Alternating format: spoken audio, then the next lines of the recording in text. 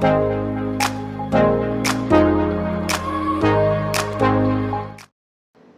everyone, this is Anushka Maan and I welcome you all to my channel.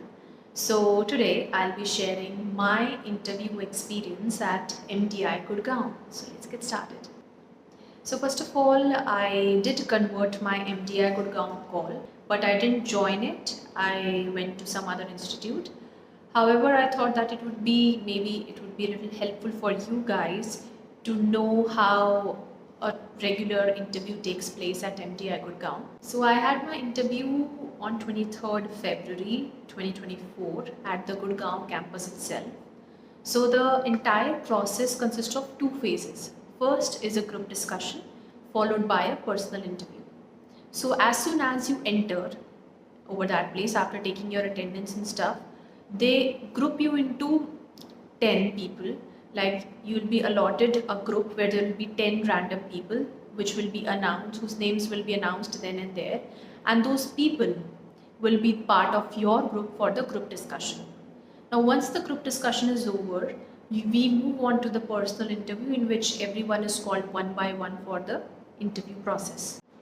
So once your group was allotted, we were escorted to this meeting room where we sat according to our serial numbers, which were again given by those people themselves. Then the panelists arrived. There was a male professor and a female professor, and both of them were also our panelists for the personal interview. So they gave us the topic, which was, is political stability needed for economic growth? So we were given a sheet of paper and pen, and we were allowed to write down our points and think about it for like 5 to 7 minutes. And after that, the panelist asked us to start. So I don't remember exactly how long was it. I think 20 to 25 minutes. I'm sorry, I messed up the time, but it went on for around 20 to 25 minutes. So anyways, so basically, as soon as they said start, so there was one of the persons who started speaking himself, and he was the one who started the discussion. Then, about the thing about group discussions. Now the thing with group discussions is that it is not moderated by the panelists. So you cannot be the one who's waiting for his or her turn to speak, that someone else would say, okay, now it's your turn, now it's your turn to speak. If you don't initiate yourself, if you don't cut in through the discussion and speak your points and present your points, then you get a big zero. Because in that group discussion, everyone is like so furiously, presenting their points over there that they might not even give you a chance if you don't, initiate yourself. So you need to practice cutting in through the discussion and presenting your points. Now, while I'm saying that cutting in, I don't mean to say that if someone is speaking his or her point and you just interrupt them somehow and then just start speaking your own points without giving them a chance to complete their own point. I think it just presents a very negative response, because when you are in a group discussion, it is your responsibility to not just speak but also to listen what others say. So this is something that you'll have to work on, to not interrupt someone in between their points, but as soon as they are done, you should be ready with your point, which should be unique and it should have some strength. It should not be repetitive, otherwise the discussion will fall flat and the panelist will not notice you in a group of 10 people. So your point should have some strength, it should be valid and logical. Moreover, you should not interrupt other people's points. And I would also suggest that, in my case, prior to the group discussion, before the panelists arrived, we were all sitting together, all the 10 members, and we started, having some little conversations to break the ice. And then while going through this, we just coordinated among ourselves that we are not going to interrupt each other, brutally, and we're not going to cut each other's points, and each one of us will get a fair chance to present our points. So that sorts of develop a camaraderie between us strangers, and I think that did help while we were presenting our group discussion. And it was very smooth flowing in my case, which doesn't always happen. It depends from case to case, but I'll suggest that you should practice presenting your thoughts and opinions in a good manner, and in group discussions, you should learn how to initiate because nobody is giving you a chance. You'll have to take it yourself. So, moving on, once the group discussion was over, we moved on to the personal interview where we were called one by one. So, generally, the duration of the personal interview was different for different people. For the first candidate, it was for 15 minutes. For the next few candidates, it was for 10 to 12 minutes. For me, surprisingly, it was for 20 minutes. That was the longest interview of that day, 20 to 25 minutes. I don't know how it went so long. The other people in my group, they were like so scared and they were कि इसके साथ कुछ हो गया है, and that's why she's taking so long. But eventually I did convert the call, so yeah, I think I might have done something good. So let me share a bit about what they asked me in the personal interview.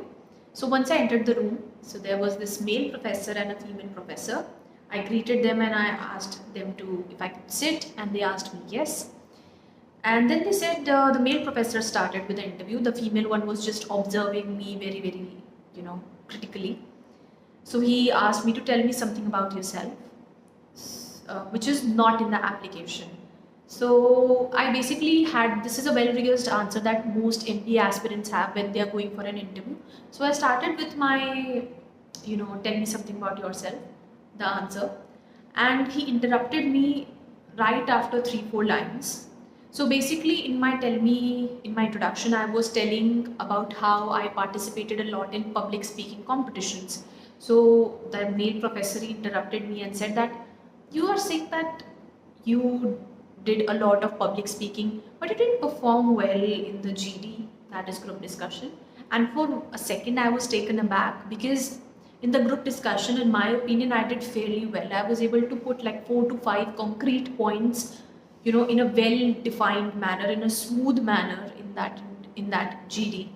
So for a second I was taken aback, but then I said that, no sir, I think that I did fairly well in the group discussion.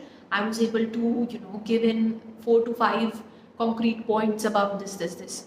So the interviewer, he just smiled and then he said, okay, go ahead with your introduction. So I think he was trying to test, maybe he was trying to test that whether or not I was confident about myself. Well, I can't be very sure about that. Then he asked me some very weird questions. So that male professor that we had, so that now the male professor that we had in our panel, he was asking questions out of the blue to people, like random questions, like what do the 3 colors of the tricolor signify, like what does it have to do with an MBA? But he did ask me that question, but obviously it was general knowledge question, so I knew. He asked me what is API, which I didn't know what is an API. So he asked me a couple of random questions which I was not aware of. Now I personally feel that even the interviewers don't expect you to know every single answer to every single question that they're asking. I think it's more about testing how you react in uncertain circumstances, how you react when you're put in the pickle. So don't be so scared about not knowing all the answers, but rather you should focus on how to politely and in a very decent manner answer and react when you are asked a question whose answer you don't know.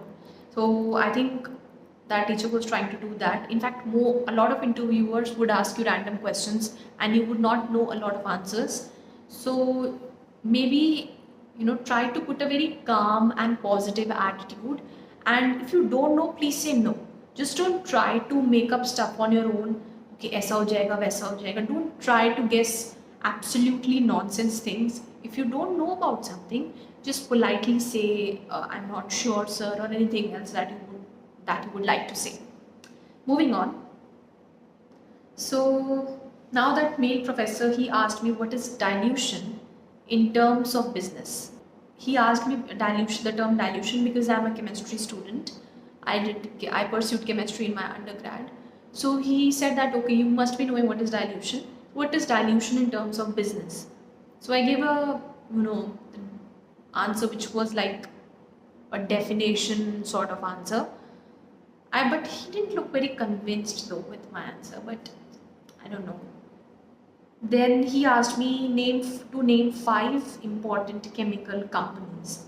So chemical companies, there are so many of them. So I named 4, but at that point of time I got a little nervous, so I couldn't think beyond 4. And that professor, he just looked at me and he was like smiling and he was like, "You don't know 5 companies, chemical companies, you're a chemistry student." And you know what?